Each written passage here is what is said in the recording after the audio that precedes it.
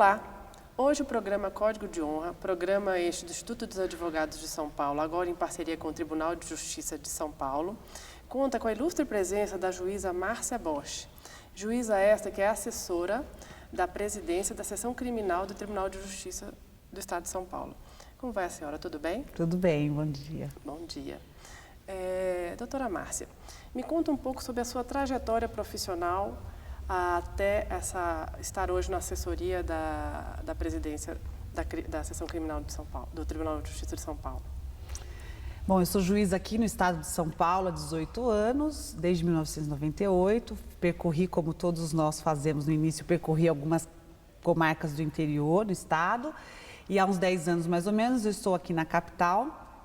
E sou juíza titular da 4ª Vara Criminal Central, que é aquele complexo criminal da Barra Funda, bem grande, que todo mundo já ouviu falar, o maior fórum da América Latina, né?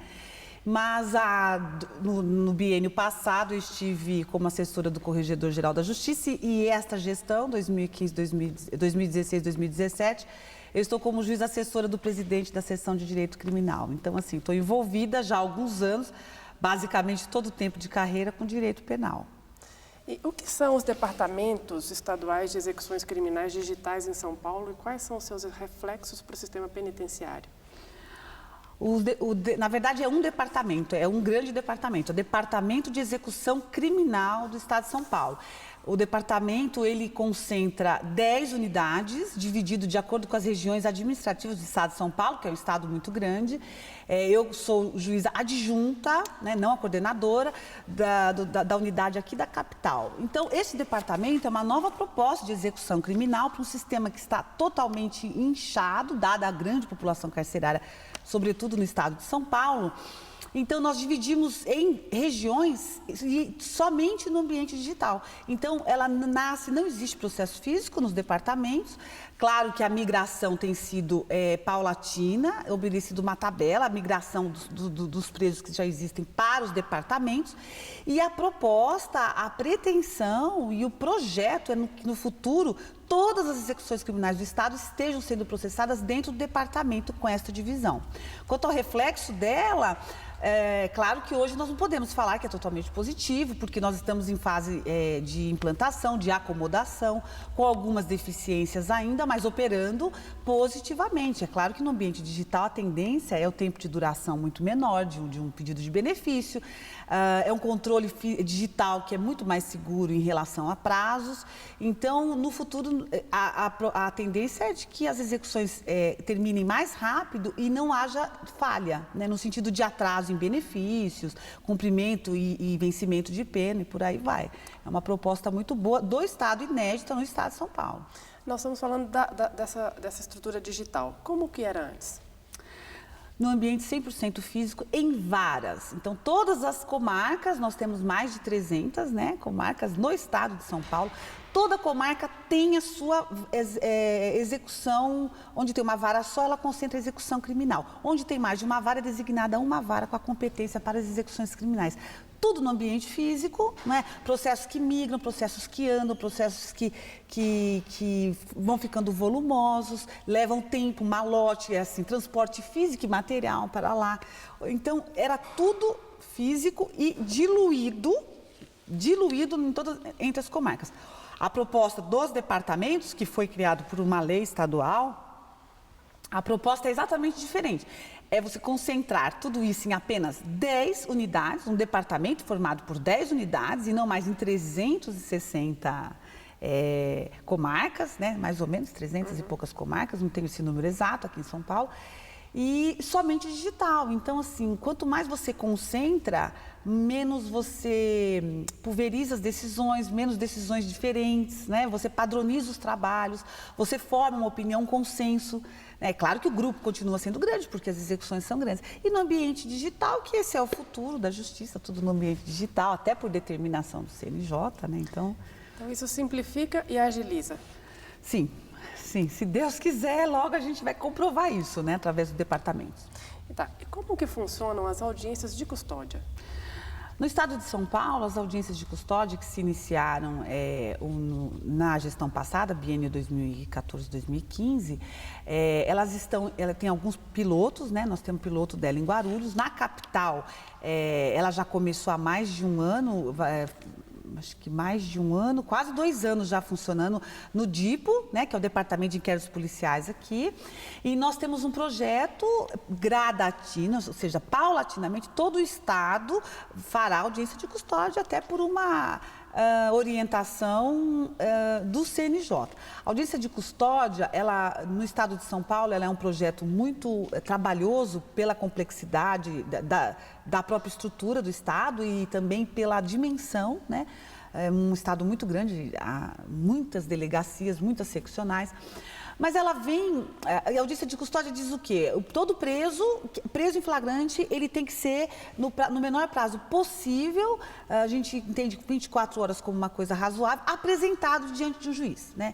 E o juiz vai analisar, não o que ele fez, a acusação, vai analisar se aquela prisão, a prisão em flagrante dele, ela é regular, ela é legal e sobretudo, necessária. Então, claro, né, que você deve estar se perguntando, isso trouxe algum impacto, né? Impacto na população carcerária, impacto no número de prisões, né? Ou qual é o impacto das audiências de custódia na população carcerária ou na movimentação? Então, assim, já me antecipando, mas que eu acho que é o que motiva, né, o projeto, e a continuidade dele, não obstante as inúmeras dificuldades, sobretudo materiais, deficiência material humano, né, material mesmo, dinheiro, estrutura.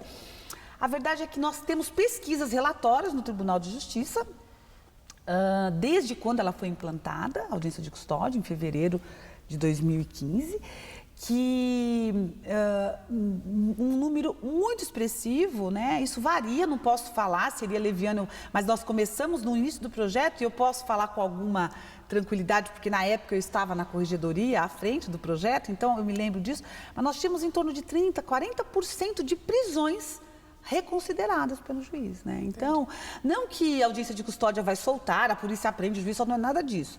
A questão é, o juiz tem mais alternativas, né, que manter preso. Então, como eu disse, o juiz vai avaliar a legalidade da prisão, mas, sobretudo, e acho que esse é o grande mote da custódia, a necessidade daquela prisão cautelar. Ele precisa ficar preso mesmo? Então, isso quer dizer que há uma redução na quantidade de presos provisórios? Sim, sim. E isso os relatórios indicam. Não que as prisões fossem ilegais, etc., mas ela passando imediatamente pelo juiz, isso tem trazido uma diminuição no número de presos provisórios. E me diga uma outra coisa, como está a implantação dos processos criminais digitais? Olha, o processo criminal no estado de São Paulo, digital, ele ficou por último na ordem, né, da digitalização. Então, nós começamos, mas naquele projeto 100% digital, que foi cumprido pela gestão anterior, nós começamos o digital no final de 2015, né, os criminais. Em primeira instância. Então, é claro que a gente está numa acomodação do sistema, né? E assim, eu sei que isso gera angústia, porque quando a gente liga para uma operadora, né, de telefonia, ela fala, nós estamos sem sistema, né? Fica todo mundo muito nervoso, como acontece também com o processo. Mas ele tem ido, ele tem caminhado, ele está se acomodando. A gente não pode nunca perder de vista que São Paulo, ele é sui generis, ele não se compara a outros estados, né? Ele é muito grande, ele é muito populoso. Ele detém assim uma importância em todos os sentidos. Então, o sistema digital criminal, ele não é um sistema fácil de se acomodar, porque a demanda é muito grande, né? Mas ele tem ido com sucesso. Problemas nós vamos ter. Então, assim, é claro que tem que ter uma consciência, não é nem uma compreensão, eu digo, né? Mas é uma consciência de que um sistema para o estado de São Paulo, qualquer que fosse ele, não teria como ele, de largada, ele sair funcionando 100%. Então, ele funciona? Ele funciona. Agora, como tudo, ele tem as dificuldades dele, né? No estado de São Paulo, teria mesmo. Se a gente estivesse falando de outro estado muito menor, com um número de processos infinitamente menor, talvez não se justificasse o sistema falhando, o sistema se adaptando. Os juízes, com toda a razão, eles se sentem angustiados, porque nós sempre trabalhamos com processo físico, você resolve, e você depender do sistema, né? E às vezes não está. Então, é claro que tudo isso, mas a gente sabe, todo mundo sabe que é uma questão de acomodação, de adaptação, né? Mas trouxe resultados. Sim, e vai trazer muito mais. E me conta uma outra coisa, qual que é o tempo de duração em média de um processo criminal digital? Olha, um processo padrão, eu vou falar de acusado preso, né? Que é a nossa grande preocupação, que tem prioridade por motivo óbvio. Um processo hoje, sem intercorrências, assim, vamos tratar de um processo que nasce e caminha dentro do esperado, né? Na justiça paulista, né? Paulistana, eu posso falar inclusive pela vara, ele não passa de 3, 4 meses, né? 5 meses de vida, assim. O que é um prazo muito bom, né? Hoje falar que vamos tratar de acusado preso, né? Tá. Agora, é claro que se ele fugir da normalidade, então, por exemplo, uma coisa que angustia é quando você tem testemunhas espalhadas para serem ouvidas. O que a digitalização, as videoconferências vão resolver muito, agilizar muito, porque o objetivo é esse mesmo, né? E principalmente quando a gente trata de acusados presos, né? Que é para ontem. Então, 4 meses, 5 meses aí é o tempo em que se leva para receber uma denúncia, né? Que é quando ele nasce ali na vara, e a sentença de 1º grau, né? Depois tem a fase de 2º grau, fase de recurso, mas em 1º grau é isso. Nós temos algum dado sobre a reincidência dos réus? Olha, nós temos vários dados, né? Eu peço até desculpas por eu não ter aqui esses dados precisos. Dados a gente tem. Infelizmente, lamentavelmente, nós temos os dados que estão aí registrados, mas nós temos os dados que a experiência nos diz, né? E a experiência diz, quando a gente trabalha, que é muito grande, né? A reincidência, infelizmente, é muito grande, é muito grande, sobretudo no estado de São Paulo. Esse é um fator lamentável para nós, porque nós vemos, assim, um sistema penitenciário tão em dificuldade, né? Super esgotado, né? Ele está esgotado, o nosso sistema, por mais que se esforce. E, no entanto, a reincidência é grande, ele volta, né? Claro que a gente tem tanta informação, a gente pode tirar desse dado, né? Porque volta para um sistema totalmente, eles falam corrompido, eles falam, o sistema que eu vejo é um sistema que passou em muito da sua capacidade de atendimento, né? Por mais que o governo, o poder público se esforce. Então, lamentavelmente, a reincidência para menores e maiores é muito grande ainda, muito grande. E a ressocialização? Como a senhora vê a ressocialização? Então, eu, particularmente, eu vejo em São Paulo, vejo no CNJ, né, medidas e frentes muito importantes tratando de ressocialização do preso, né? Tem pessoas que talvez por desconhecimento ou até desânimo, e é totalmente compreensível, né, viver a violência que a gente vive, a sociedade que a gente vive, pensa que não existe, primeira preocupação e segunda efetividade. Existe efetividade, né? Então nós temos remissão pela leitura, né? O que é remissão? Você lê, né? Você tem com acompanhamento, né? E você tem perdão de alguns dias da pena, né? Você tem o trabalho, você tem Semear, que é um projeto em São Paulo que começa a andar, você tem dentro do estado de São Paulo, você tem algumas unidades que ela trabalha pelo um método assim de quase que portas abertas, né? O preso, a reincidência ali é quase zero. Então, nós temos de tudo, precisamos muito mais. Agora, eu, particularmente, trabalhando com o sistema penitenciário, trabalhando com o direito penal e com o ser humano que infringe a lei há muitos anos, eu não tenho dúvida que o sistema penitenciário, né, começando do preso provisório, ele precisa mudar, porque é muito difícil quando você visita um estabelecimento que você vê 50, 60 presos num ambiente que foi projetado para 8, né? E todo mundo disputando um pouco de ar ali, uns dormindo em pé, outros sentados. Eu acho muito difícil você falar em ressocialização, né? Eu acho muito complicado. Então, eu não tenho dúvida de que esse sistema, né, ele precisa ser mudado. Ali, na base, quando ele entra, ele ingressa no sistema, ele está na condição de provisório que seja, né? Desde ali, a gente precisa haver uma mudança, né? Não se trata de benefício, não se trata de defender, não se trata de querer levar mais benefícios para os... Não se trata de nada, é simplesmente tratar o ser humano como ser humano. É só isso que eu digo. Se ele tem que cumprir pena, se ele errou, se ele tem que pagar por isso, não, isso não vem ao caso. Isso é um problema do juiz do processo dele. Agora, enquanto ele está ali sob a custódia do Estado, né? E Estado, no sentido geral, lato sensu, do Executivo, do Legislativo e do Judiciário, enquanto ele está ali, ele precisa ser tratado como ser humano, Isso eu não tenho dúvida. Se ele condenado ou absolvido, a pena de 100 anos ou de 2 anos, não importa. Ali ele precisa ser tratado como ser humano, porque isso se volta contra nós mesmos, nós lá fora trabalhando, né? Não tem dúvida. Isso é uma roda, um círculo vicioso que precisa ser rompido. E para mim precisa ser rompido na base, no início, logo quando ele ingressa no sistema. E quais são os regimes de pena e a implantação no Estado de São Paulo? Bom, por lei, pelo Código Penal, nós temos 3 regimes de pena. O fechado, o aberto, o semiaberto e o aberto. Até 4 anos é regime aberto, de 4 a 8 anos regime semiaberto e a partir de 8 anos regime fechado, se não reincidente o condenado, de acordo com o artigo 33 do Código Penal hoje, vigente. Ocorre que nós temos também essa deficiência do regime de pena, por exemplo. O regime aberto, na verdade, nós deveríamos, pela lei, ele sai, ele é livre durante o dia, ele trabalha onde ele quiser e ele retorna para dormir, né, no ambiente vigiado, monitorado, né? E nós não temos isso no estado de São Paulo. Então, a gente acaba concedendo o quê? Uma espécie de prisão albergue. Né? Não tem albergue domiciliar. Então, assim, ó, você vai ficar na tua casa, tá? Nós vamos confiar em você, né? Que você vai dormir na sua casa. Infelizmente, não temos isso implantado. Com relação ao regime semiaberto, é um outro problema, porque quando ele progride, nós temos um sistema progressivo de pena, né? De regime de pena. Quando ele progride do fechado para o semiaberto, que tem que ser mesmo progressivo esse retorno dele, nós também temos muito déficit de vaga no regime semiaberto, que ele é cumprido em colônias penais, que aí ele trabalha, mas ele trabalha em atividades vinculadas pelo Estado, é atividade vinculada, ele não é livre para escolher. Nós também temos essa dificuldade. Então, nós temos no Estado de São Paulo um grande número de presos no fechado, aguardando vaga no semiaberto, o que também não é nem um pouco,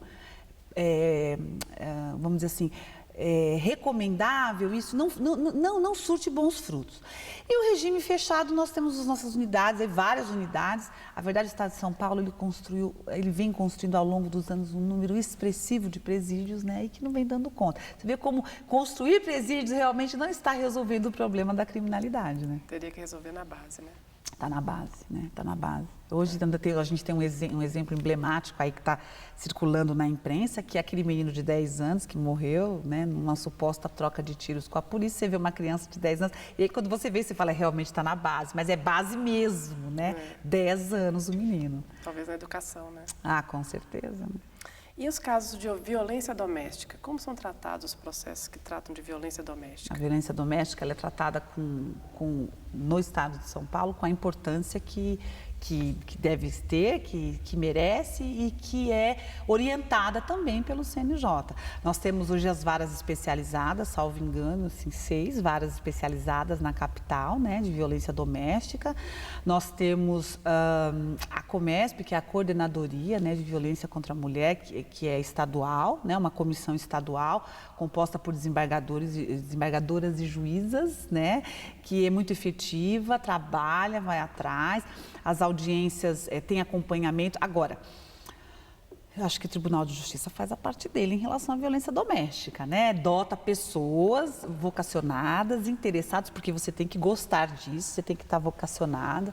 Então, o Tribunal de Justiça faz a parte dele e dotando, equipando, né? À frente da Corregedoria, eu pude ver a preocupação que tem em dotar essas varas de violência doméstica com material humano e físico necessário.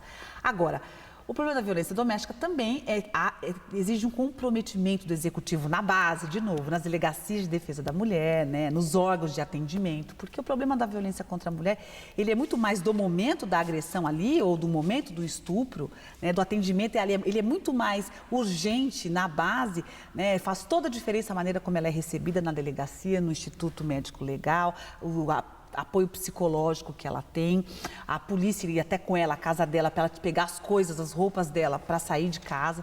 Então, é muito mais importante na base, né? Não é muito mais importante, não, é fundamental esse atendimento. E depois do processo, infelizmente, chegando na fase do processo, mas o Tribunal de Justiça tem feito a parte dele, nessa grande questão que é tratada a violência doméstica.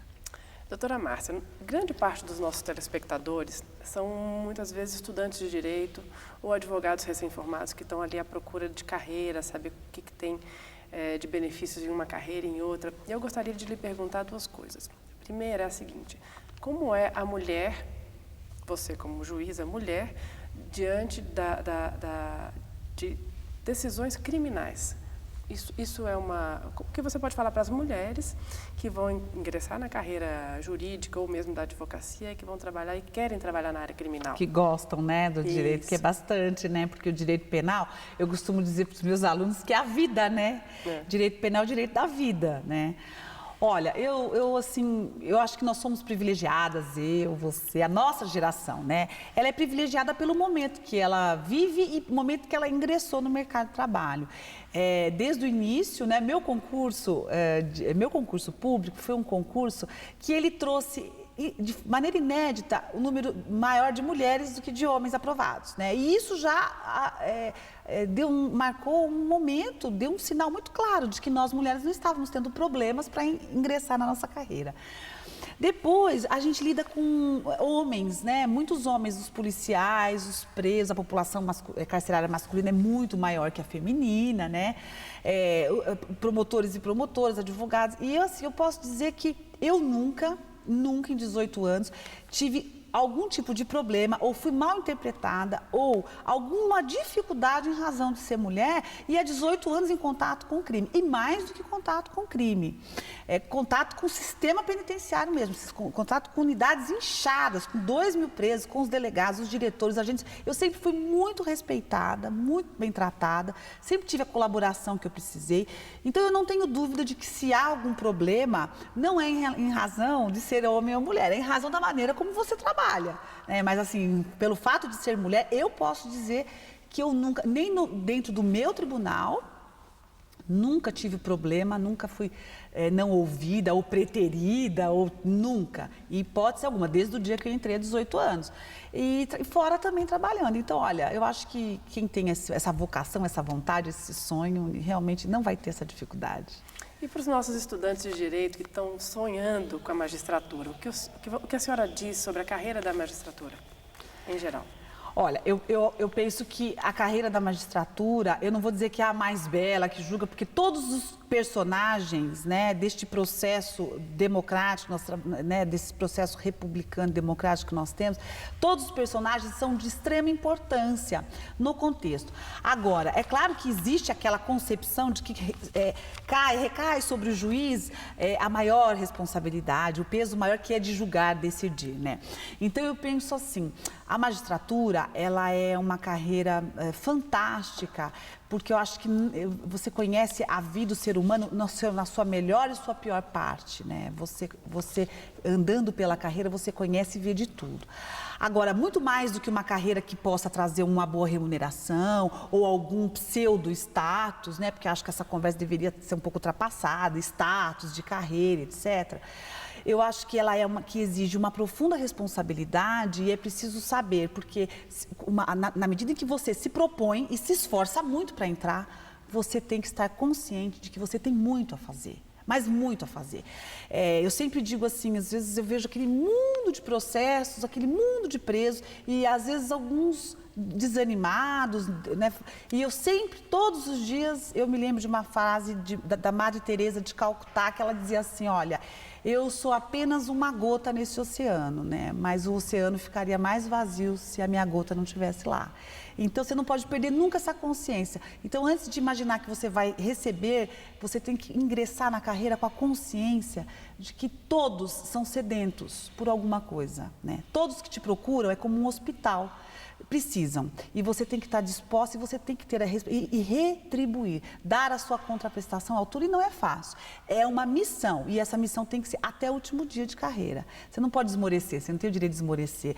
Eu já cansei, não existe essa possibilidade. Porque existem pessoas atrás daquilo, atrás daquele papel, atrás daquele computador. Então, eu acho que o Brasil, sobretudo o Brasil, precisa de juízes com essa concepção que a carreira é muito boa, mas a carreira exige muito e você não tem o direito, como médico, ele não tem o direito de falar, agora eu vou desistir desse paciente, não tem como. E muitas vezes cansa, né? Um momento às vezes não, e você tem que passar por cima disso. Então, se a pessoa se sente preparada para isso, é muito importante que ela venha consciente das dificuldades. O resto, ela será feliz, não tem como. Bom, eu agradeço muito a presença sua no nosso programa. gostaria de lhe passar a palavra para algumas considerações que você achar interessante para os nossos telespectadores. Olha, eu que agradeço, né, o convite, assim, poder falar um pouco do nosso Tribunal de Justiça de São Paulo, do nosso trabalho. E acho que você falou uma coisa que é onde pega mesmo. Hoje nós temos tantas faculdades de direito, né? Nós temos tantos estudantes no país e em São Paulo. De manhã, às vezes, a gente vem, né? Eu vou deixar meus filhos na escola e eu vejo assim, um monte de estudantes das faculdades de direito ali esperando para entrar, né? E você imagina o seguinte, o que será que passa na cabeça deles, né? Uma angústia, né, de colocação de mercado de trabalho, né? Ou de achar que nunca vai atingir um determinado objetivo. Será que eu vou conseguir? Meu sonho é ser promotor de justiça, né? Ou meu sonho é ser delegado de polícia. Então, assim, se eu faço questão, e é uma marca minha, de deixar sempre uma mensagem de otimismo, né? Porque eu acho que o mundo, ele é difícil desde que ele existe o mundo. E pessoas vencem e fracassam nesse mundo difícil, né? Ninguém é melhor do que ninguém. Eu acho que tudo está na base da vontade. Então, eu sempre deixo, eu sou professora, e eu sempre deixo para os meus alunos, olha, não olhem para as dificuldades, né? Então, a minha mensagem que eu deixo é aquela de Golias, né? Davi e Golias, que quando Davi estava ali diante de Golias, aquela história bíblica, né? Quando ele estava ali diante de Golias e que ele era gigante, Golias era um monstro enorme, e Davi com 2 pedras na mão para derrotar o monstro, salvar, né, o povo dele daqueles impostos e etc. A mensagem, ele venceu, né? Ele jogou uma pedra na testa de Golias e ele venceu Golias. Então a mensagem que eu sempre deixo é o seguinte: não fica olhando para o tamanho do gigante, olha para o ponto que você quer atingir, joga a pedra para onde você quer atingir que você consegue. Persista. Exatamente. Bom, muito obrigada mais uma vez pela sua presença no programa Código de Honra, e nós encerramos o nosso programa agora.